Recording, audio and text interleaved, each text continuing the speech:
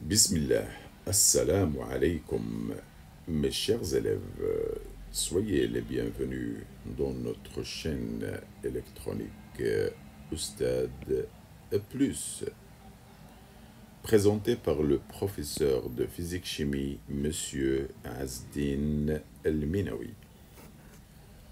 On va voir dans cette vidéo un exercice qui est l'exercice numéro 2 concernant le circuit RC, RLC et l'entretien des oscillations électriques libres amorties.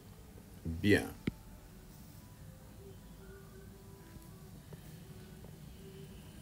On va voir l'énoncé de l'exercice numéro 2. Comme d'habitude, on va lire l'énoncé pour avoir une idée générale et après on passera aux questions et à la solution. On réalise le montage schématisé par la figure numéro 1. La voilà, la figure numéro 1. C'est dessus. Alors regardez. Il comporte un générateur, un conducteur ohmique, un condensateur, un interrupteur K1, une bobine,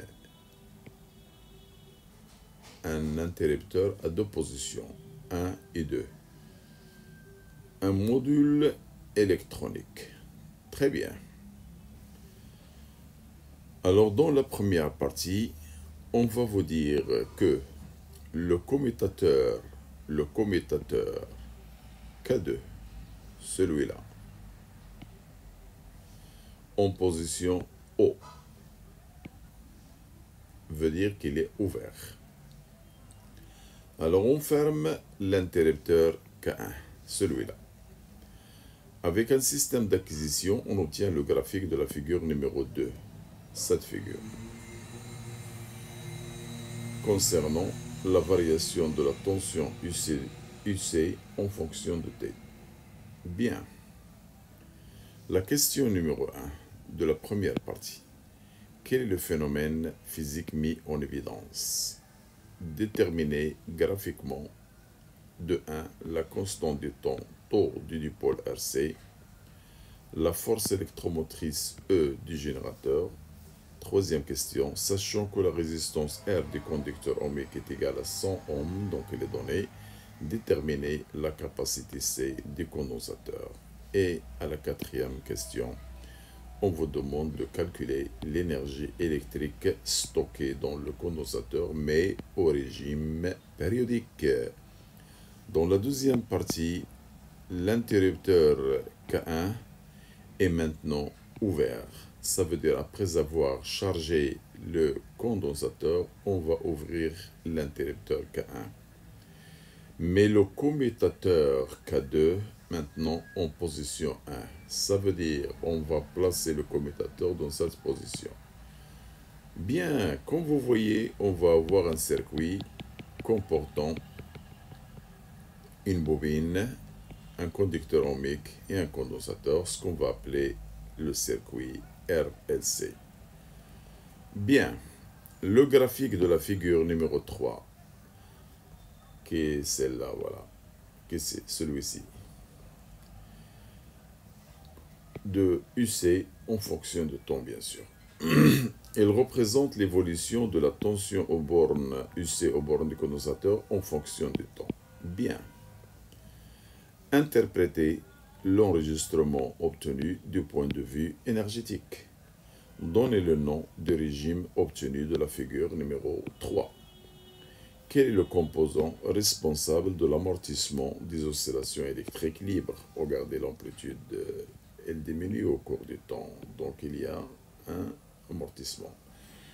C'est un phénomène d'amortissement, bien sûr, oui. Donc, quel est le composant responsable de l'amortissement? Pardon. Quatrième question. Déterminer graphiquement la pseudo-période T et déduire la valeur de l'inductance, sachant que la pseudo-période est égale à la période propre. Dans la troisième et dernière partie, l'interrupteur K1 il est toujours ouvert et le commutateur K2, cette fois-ci en position 2. Veut dire on va basculer l'interrupteur K2 dans la position numéro 2. Bien. Un instant choisi comme origine des temps, voir la figure numéro 1. Sachant que le module électronique est un générateur de tension U égale moins R0I, c'est-à-dire en représentation liée à convention récepteur. On vous demande de donner le schéma du circuit. Bien. Quel est le rôle du module électronique dans le circuit? Établir l'équation différentielle de variables UC de T. On souhaite que les oscillations électriques libres de la tension soient sinusoïdales. C'est-à-dire on veut maintenant avoir une courbe sinusoïdale au lieu d'une courbe amortie.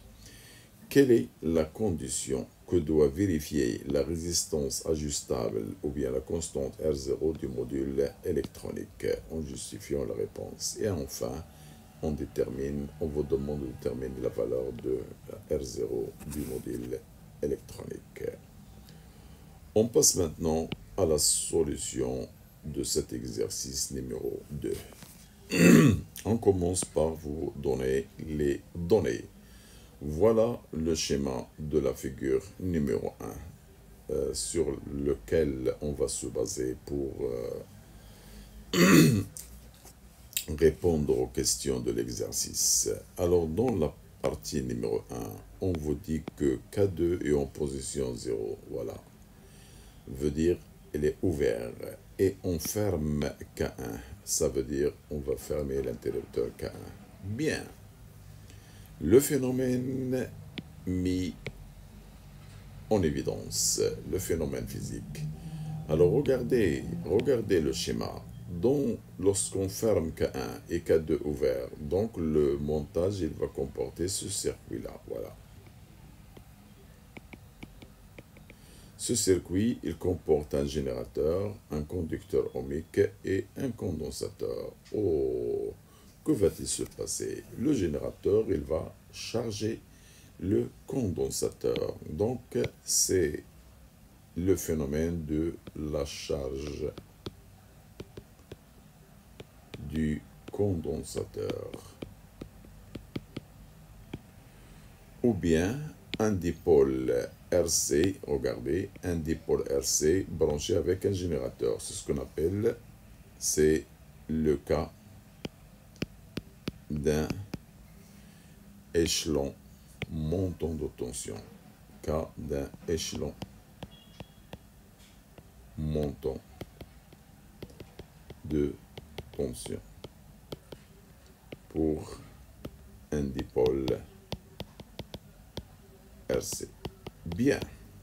Donc le phénomène, il suffit de dire la charge du condensateur. Dans la deuxième question, on vous demande de déterminer graphiquement, en se basant sur la figure 2, la constante du temps, taux du dipôle RC. On vous a donné une courbe. Regardez le UC, en volts bien sûr, en fonction du temps, en millisecondes. Alors la courbe est une fonction croissante. On a une tangente. Regardez la tangente. Oh, l'asymptote de l'intersection avec la tangente, c'est ce point-là. Alors l'abscisse de ce point-là, c'est ce qu'on appelle taux. Donc c'est quoi taux? C'est 0,5 et on n'oublie pas l'unité, c'est millisecondes. Voilà ce qu'on vous demande de déduire. Bien, je vais effacer pour revenir déduire autre chose. Voilà. Bien. On vous demande maintenant de déterminer la force électromotrice du générateur E. Oh, on sait que au régime permanent, le régime permanent, c'est ce régime dans lequel UC devient constante. UC est égal à UC max. Et UC max, il est égal à E, la force électromotrice du générateur. Donc, d'après la courbe, elle est égale à 5 volts. Donc, on peut dire que E égale 5 volts. Dans la troisième question, sachant que R égale 100 ohms, calculez la constante C, c'est-à-dire la capacité des condensateurs. Bien, on a taux égale RC. Donc cela veut dire que C égale taux sur R. Application numérique. Donc C égale 0, on a trouvé 0,5 millisecondes, 10 moins 3. Divisé par R et les données sont. Alors dans ce cas-là, on va trouver C égale, je vais voir, voilà, c'est 5, 10 moins 6 farad. Je change de couleur. 5, 10 moins 6 farad. Autrement dit, 5 microfarad. Voilà la capacité des condensateurs. On vous demande dans la quatrième question de calculer l'énergie stockée dans le condensateur au régime permanent. On a E égale 1 demi C UC au carré. Bien, au régime permanent, UC égale UC max. Donc, l'énergie égale à EE max égale à 1 demi C UC max au carré. Avec UC max égale à E, donc égale 1 demi C E au carré. Bien. Application numérique égale 1 demi C. On vient de trouver C, c'est bien cette valeur. La voilà, 5 10 moins 6. Et on a trouvé que E égale à 5 au carré. Donc, dans ce cas-là, on peut déduire que E égale, alors, 6,25, 10 moins 5. Et on n'oublie pas l'unité, c'est le joule. Bien, voilà l'énergie stockée dans le condensateur. C'est une énergie maximale. Voilà. Alors, dans la partie numéro 2, on vous dit que l'interrupteur K reste ouvert, mais on place K2 dans la position numéro 1. Alors, on vous demande d'interpréter l'enregistrement obtenu du point de vue énergétique. Regardez le schéma du montage. Alors, K dans 2, on obtient ce montage-là.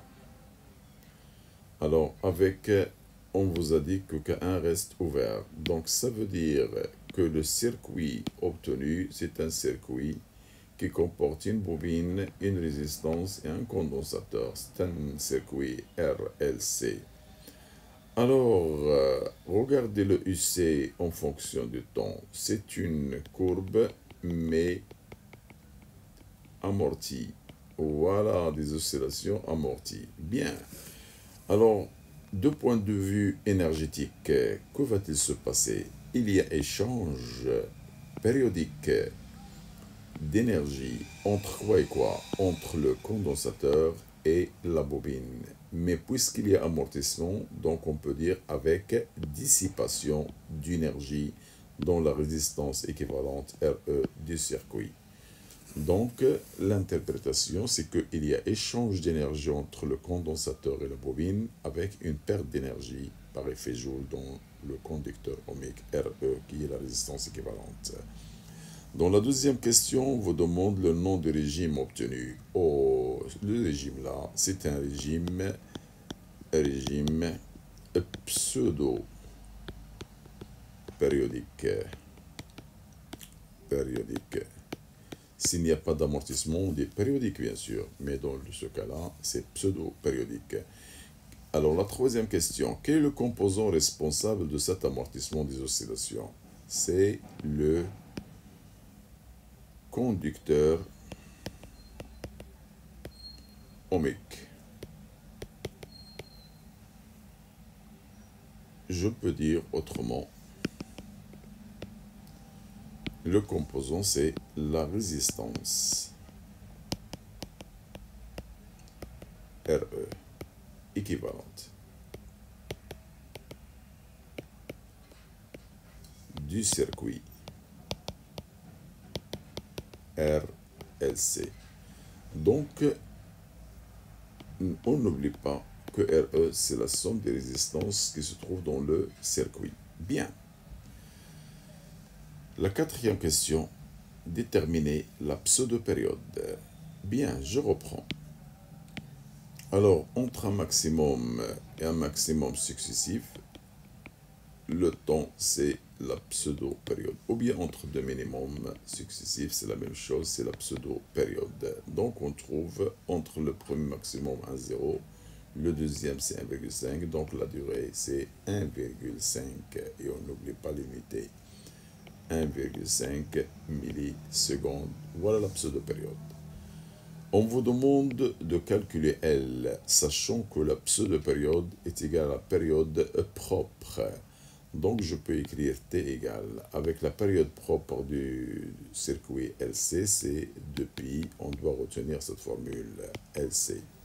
Donc, je peux l'élever au carré. Alors, T carré égale 4pi carré LC. Comme ça, je peux déduire le L. Alors, c'est quoi le L?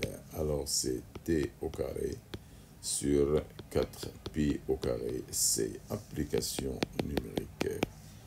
Alors, le L égale T carré, on a trouvé 1,5 millisecondes, donc 10 moins 3 au carré. On n'oublie pas le carré sur 4 fois 3,14 au carré, fois C qu'on vient de trouver, 5, 10 moins 6. Et comme ça, on trouve L égale 1,125, 10 moins 2, et on n'oublie pas l'unité, c'est le Henry.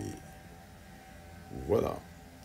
Dans la troisième et la dernière partie, on laisse K ouvert et K2 dans cette fois-ci dans la position 2 à un instant choisi comme origine du temps. Donc K1 est ouvert, voilà, et le K2, alors dans la position 2. Comme ça, j'aurai ce circuit-là, voilà. Oh, ce circuit-là, qu'est-ce qu'il va comporter? Regardez, une bobine, un conducteur ohmique, un condensateur, c'est un dipôle RC branché avec un module électronique. Alors, quel est le rôle dans ce cas-là du module électronique branché dans le circuit? Alors, le rôle, c'est entretenir les oscillations amorties, les oscillations électriques libre amorti. Ou bien, compenser l'énergie électrique dissipée par effet Joule dans la résistance RE, ça veut dire la résistance équivalente du circuit RLC. Bien, dans la troisième question, on vous demande d'établir l'équation différentielle mais de variables UC de T. Oh, regardez le schéma. Je peux effacer pour voir.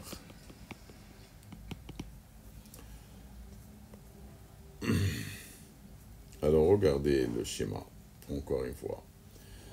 Alors, on obtient ce montage-là. Alors, la bobine, le condensateur, la conducteur ohmique, la capacité et le module électronique.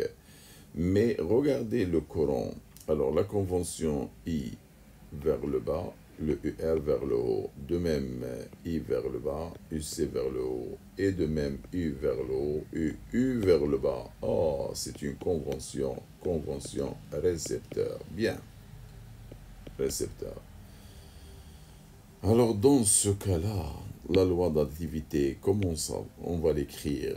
Alors, la somme de tensions UR plus UL plus UC. Ah, comme le module représenté en convention récepteur, j'ajoute plus U égale 0 parce qu'il n'y a pas de générateur. Alors, si le module électronique est branché en convention générateur, je vais écrire la somme de ces trois égale à E. égale à U, pardon. Alors, dans ce cas-là, U, il est considéré comme récepteur, donc il fait partie de la somme des tensions de récepteur. Alors, voilà, c'est quoi UR? C'est RI. C'est quoi UL? Ah, la bobine n'a pas de résistance. Regardez le schéma. R, je peux effacer pour voir. Regardez le R, petit r, nul. Donc, c'est L dI sur dt plus variable UC, je laisse UC plus. Oh, c'est quoi U? Et les données, c'est moins R0I dans le texte. Donc, je peux effacer le plus. Donc, c'est moins R0I égale 0. Je peux maintenant factoriser le I. Regardez le I là et là. Ça devient R moins R0 multiplié par I plus L dI sur dt plus UC égale 0. Avec, bien sûr, je vais chercher le I. Regardez le I et sa dérivée. Alors, le I, c'est quoi? C'est C DUC sur dt. Avec la dérivée DI sur dt est égale à C. La dérivée de la dérivée, c'est la dérivée 2 fois dt au carré. Donc, je peux remplacer. Ça devient R moins R0 au lieu de I, c'est C DUC sur dt plus L au lieu de DI sur dt. Je peux remplacer C d carré UC sur dt au carré plus UC égale 0. Bien, je peux l'écrire autrement. Je divise par ce coefficient-là. Ça devient d carré UC sur dt au carré plus, je divise là, c'est R moins R0 divisé par L, on factorise par C, DUC sur dt plus 1 sur LC UC égale 0. Très bien, ça c'est l'équation différentielle demandée. Bon, dans la quatrième question, la condition que doit, je vais nommer cette équation numéro 1. Alors, on vous a demandé dans la quatrième question, 4.1, quelle est la condition que doit vérifier la résistance R0 du module électronique pour avoir une allure sinusoïdale?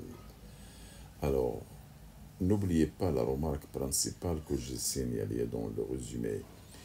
Il faut que l'équation obtenue numéro 1, bien sûr, aille la forme. Quelle forme? X de point plus oméga 0 carré x égale 0. Parce que toute équation ayant cette forme, ils ont une solution sinusoïdale. Alors, je vais maintenant faire la comparaison. Regardez l'équation différentielle trouvée. Je vais l'écrire encore une fois. La dérivée 2 fois, c'est EC 2 points, plus.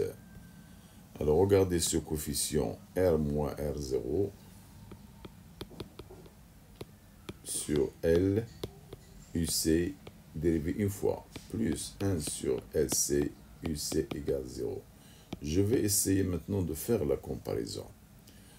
Pour que cette équation ait cette forme, alors regardez le UC de point, c'est X de point. Le X là, c'est UC. Le coefficient oméga 0, c'est ce coefficient 1 sur C. Ah, j'ai un terme en plus.